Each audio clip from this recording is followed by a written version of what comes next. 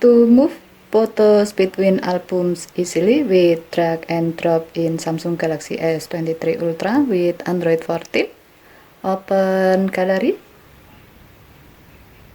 and then open an album. Now select some photos.